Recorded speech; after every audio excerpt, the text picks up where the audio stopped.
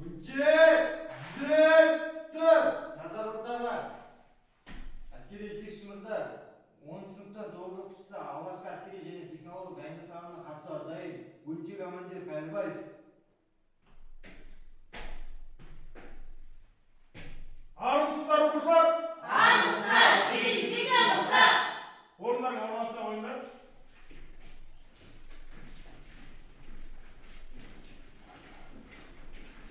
Оқушылар, мына менің алдымда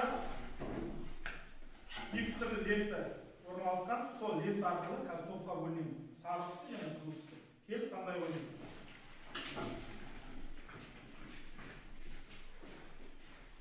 Сары түстер оң жаққа, қызыл түстер сол жаққа кетіп қойыңыз. Сары түстер оң жаққа. Сары бұл уақытында қызыл солға. Тастарыңыз бара қойыңыз.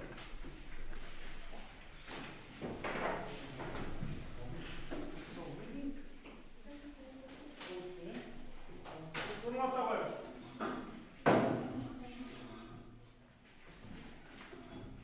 Hayır okuşlar, өткен сабағымыз есімізге түсіре қояйық. Өткен тақырып қандай кім айтады? Сол көтереміз. Өткен тақырып қандай кім айтады? Оқушы Әдебиетова, Калашников автоматын және қол ұшқыштарын атуға дайындау. Дұрыс, отырауы. Енді оқушылар,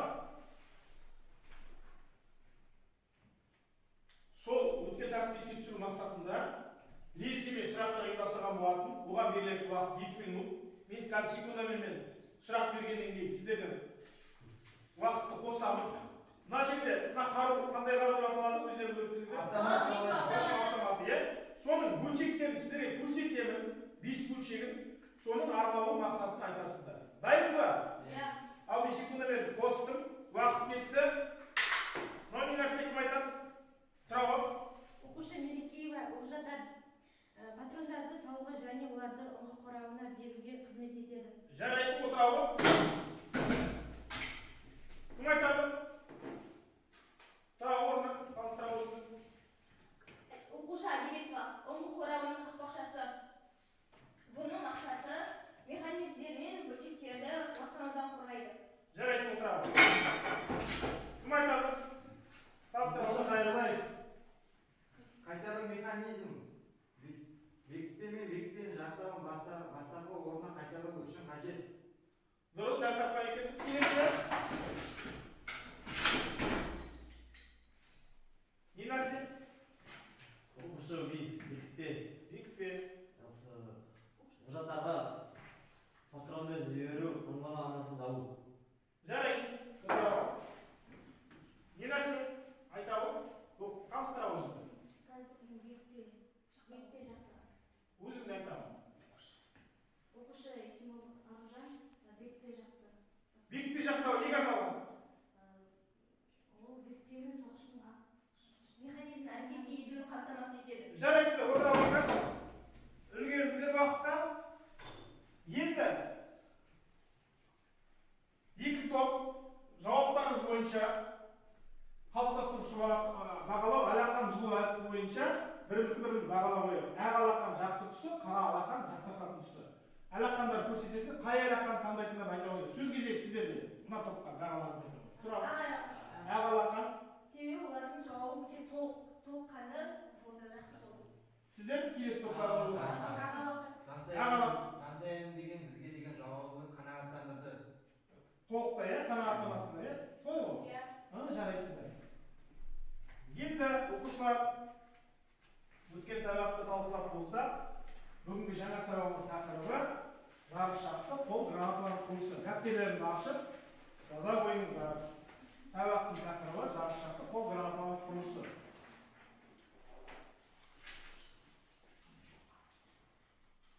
Жаздық па? Жазалау болды.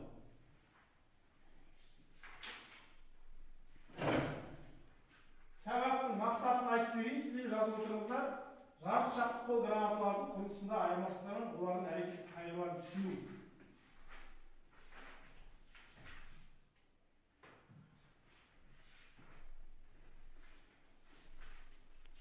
Жаздық па? Жазса қаламдарыңыз қоя қойыңыздар. Қолданып түсіндіріп жіберейін сіздерге.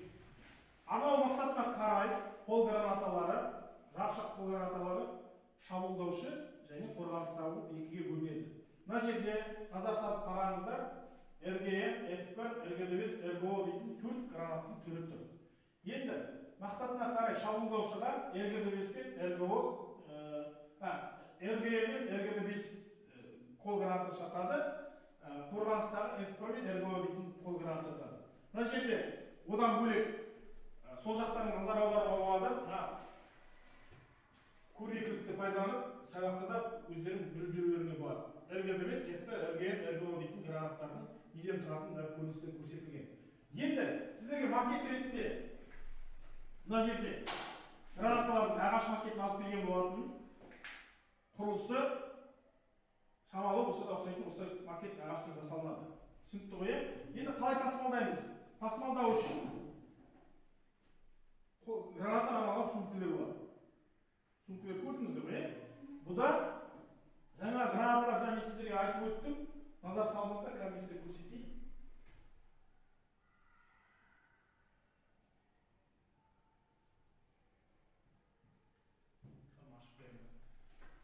Тұтандырғышымен корпусы бөлек тасымалданады.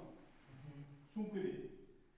Тек қана пайдаланар кезде бір-біріне сәйкестендіріп қосамыз. Ол үшін не істейміз? Мына жерде кестеге байланысты назар саламыз. Көріп бірінші тығынды аламыз, екінші тұтандырғышты аламыз, үшінші тұтандырғышты бұрап саламыз. Көрдіңіздер ме? Гранатты пайдаланбас бұрын сіздер білесіздер, міндетті түрде қауіпсіздік шараларын сақтаймыз. Бастарындағы әскери жетекшінің рұқсатынсыз гранатаны қолға алмаймыз, біреуге кезек лақтырмаймыз. Қаруды сөйтеміз, қауіпсіздік ережесін міндетті түрде сақтаймыз. Ең бірінші сіздердің өмірлеріңіз. Енді мен сіздерге әрқайсына тоқталып өтейін. Шабуылдағы гранаты РГД5-ті көрсетіп жіберейін сіздерге қазір. РГД5 жарықшақ қол гранатасы қарсыластың тірі күшін жоюға арналған шабуылды гранаты. Болаттан жасалған корпусының жарғыш атты заряды орналасқан. Корпусы екі жарты шардан құралған. Корпустың жоғары жағында жарғышты бұра орналастыруға арналған ойығы болады. Тасымалдау кезінде ойық пластмасс қақпақпен жабылады. Гранатын жаруға ЖКГ қолданылады. Гранат салмағы 310 грамм, лақтыру қашықтығы метр 40-50 метр. Тұтандырғыштың жану уақыты 5-4,5 секунд. Жарықшақтардың ұшу қашықтығы 25 метр.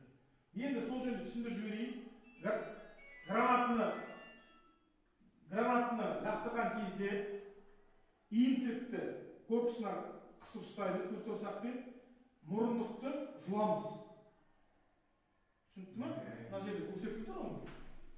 Иінтірігі мына жерде, иінтірікті корпусқа қысу арқылы мұрындығын жұламыз. Сол кезде граната дайын лақтыруға. Лақтырған кезде шабуылдағыны 40-50 метрге жеткізуіміз керек, лақтыруымыз керек. Себебі жақыншықта сіздер жараламау керек. Қорғаныста гранатты лақтырған міндетті тасалатуымыз керек. Себебі F1 гранатасының жарықшақтан ұшу қашықтығы 200 метрге дейін. Мысалы гранат лақтырып жібергенде гранаттар жарылған сәтте 200 метр жердегі адамның бәрін жаралайды. Түсінікті ғой? Сол жерден мағлұмат болу керек. Енді жерге түскеннен кейін міндетті түрде есептегенде мысалы 4,5 секундта жарылып кетеді лақтырғаннан кейін. Соның бәрін ескеруіміз керек.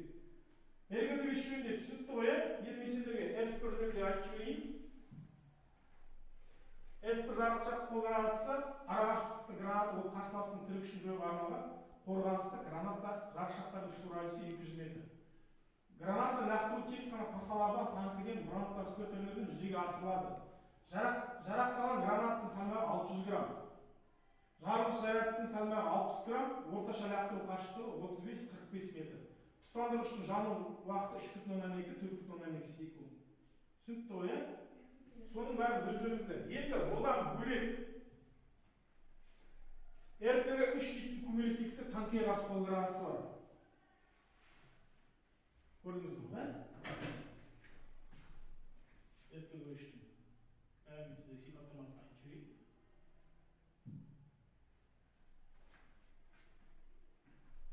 Корпус диаметрі 70 мм, гранат ұзындығы 360 мм, салмағы 1070 грамм, лақтыру қашықтығы 15-20 метр. Түсінікті ғой?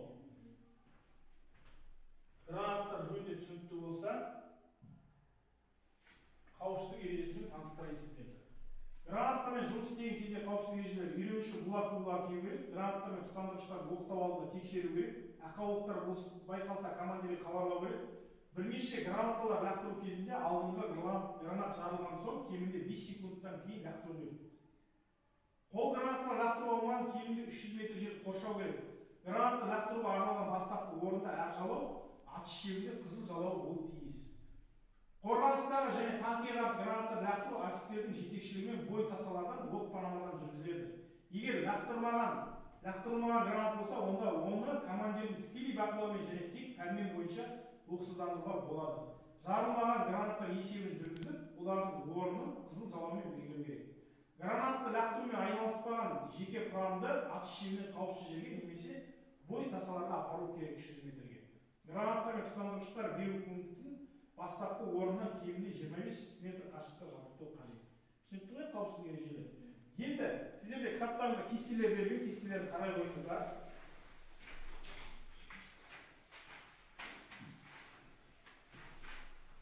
Кестені қарай қойыңыздар. Кестені көрдіңіздер ғой, гранат жөнінде. Сонымен оқушылар, шабуылдық және қорғаныстағы бөлімді ғой, білесіздер ғой. Шабуылдық гранаттар қандай екенін айттым, және қорғаныстағы гранаталар қандай екенін айттым. Енді сіздерге топтық жұмыс, мына жерде Фишбун әдісі бойынша мен сіздерге түсіндіріп жіберейін. Міне. Басы тақырып, мына жерге тақырып жазасыздар. Жоғары сүйектер тақырыптың негізгі ұғымдары, төменгі сүйектер ұғымдардың мәні, құйрығы, қорытынды. Тақырыпқа қатысқан негізгі ұғымдарды анықтайды, ұғымдардың мәнін жазып, қорытынды жазасыздар. Түсінікті ғой, е? Қазір екі топтан мен бере қоямын, содан барып жаза қойыңыздар.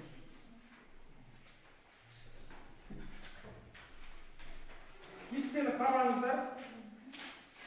Кестені пайдалануға болады. Сосын жауаптап жүр қорғайсыздар.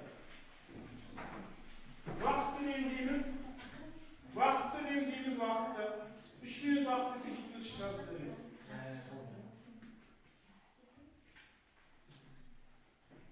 Олабаев.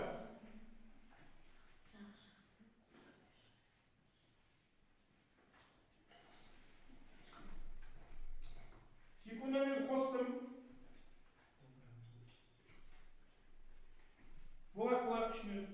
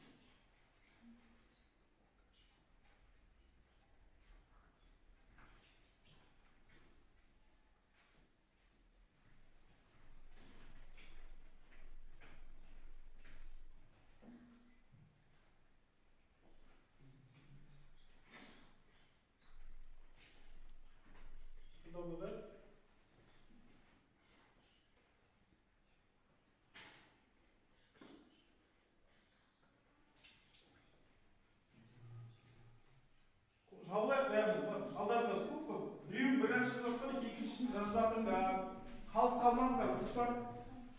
Сен де жазып алдың, бәрін біреу жазыңдар. Іздеңдер бір жауаптар. Оқушылар, уақыттары бітті.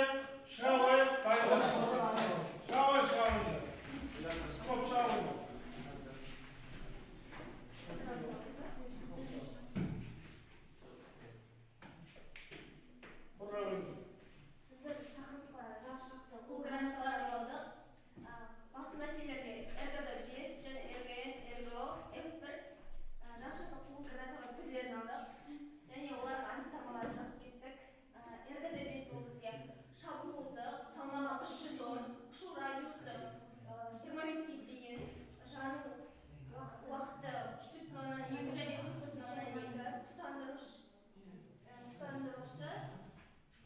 Жас келесі топ шыға қойды, түсіндім.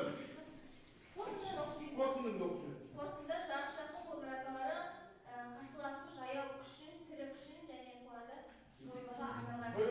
Келесі топ шыға қояйық. Шыға қояйық. Қояйық.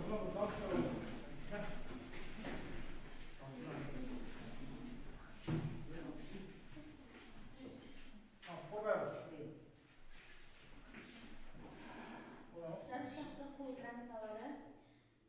Жарышақтылардың шашырауды қашықтыққа байланысты шар шабуылдарының қол грамоталары деп Қорытындылайды. Шабуылдаушы мен қорғаныстағы гранаталар бөлінеді, солай ғой? Қорытындыны айтамын. РГН жарышақты қол грамотасы алғаш 1970 жылдарының соңында таман жасап шығарылған. Ол нысана қадағасымен жабдықталған және кез келген кедергіге тиген жарылады. Кез келген кедергіге тигенде жарылады. Отыра қойды. Енді оқушылар, бір-бірімізді қалыптастырушылар бір қосу, бір әдіс арқылы бағалай қойып, оқушының бір дұрыс жауабына бір мадақ, толығымен жауапқа бір ұсыныс айтады. Бірінші шыққан топқа айта қойды. Мадақ. Қанағаттың айтып жүр, жақсы айттың ба? Бұл ойын уақыт қылмайды. Айтып жүр. Бір мадақ, немесе бір ұсыныс айтады. Жауап толық па? Толық берді. Ұсыныс бар ма? Отыра қойды. Келесі, екінші топқа. Біз қанағаттанамыз, өте жақсы айтты, бірақ қорытындыға жаңа өзінің толықтай жауап беру керек. РГН туралы емес, ол вообще бір айту керек. Жалпы, Ұсыныс. рахмет, жарайсыңдар, отыра қойыңыз. Рахмет.